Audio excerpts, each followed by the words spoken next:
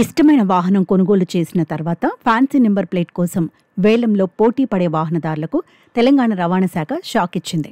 Fancy నెంబర్ల ప్రాథమిక ధరలను 200 నుంచి 300% వరకు పెంచుతూ కీలక నిర్ణయం తీసుకుంది. ఈ ధరల పెంపుతో రవాణా శాఖకు ఏటా 100 కోట్లకు పైగా వస్తున్న ఆదాయం మరింత పెరిగే అవకాశం ఉంది. ఈ మేరకు రవాణా శాఖ ప్రాథమిక నోటిఫికేషన్ జారీ చేసింది. దీనిపై 30 రోజుల్లో ప్రజల నుంచి అభ్యంతరాలు, సూచనలు స్వీకరించిన తర్వాత తుది నోటిఫికేషన్ విడుదల కానుంది.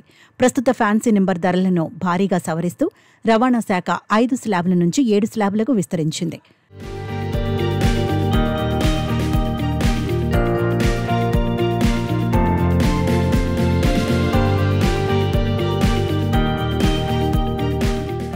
అత్యంత డిమాండున్న 9999 నెంబర్ ప్రాథమిక ధర 50,000 నుంచి 1.5 లక్షలకు, 6666 నెంబర్ ధర 30,000 నుంచి 1 లక్షకు పెరిగింది. ఇతర నెంబర్లైన 19 ధర 50,000 నుంచి 1 లక్షకు, 9999, 3333, 4444, 5555, 7777 నెంబర్ల ధర 50,000కు నిర్ణయించారు. ఇతర ఫ్యాన్సీ నెంబర్లకు 40,000, 30,000, 20,000, 6,000గా కొత్త స్లాబ్లను నిర్ణయించారు. 2 చక్రాల వాహనాలకు 3,000, ఇతర నెంబర్లకు 6,000 రిజర్వేషన్ ఫీజుగా వసూలు చేయనున్నారు.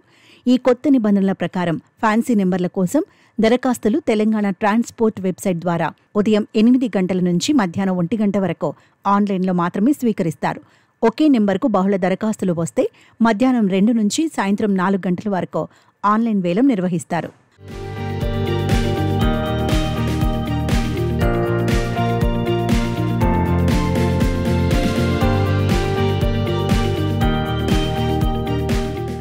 అత్యధిక బిడ్ వేసిన వ్యక్తికి నెంబర్ కేటాయిస్తారు. వేలంలో పాల్గొనని వారి ఫీజు రద్దవుతుంది. విఫల బిడ్డర్లకు 10% రిజర్వేషన్ ఫీజు నాన్ రీఫండబుల్.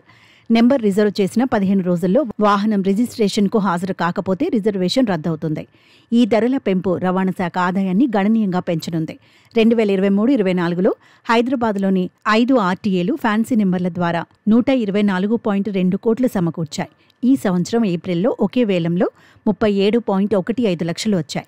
ఈ కొత్త ధరలు అమల్లోకి వస్తే ఫ్యాన్సీ నెంబర్లపై ఆసక్తి ఉన్నవారికి ఆర్థిక భారం పెరగనుంది.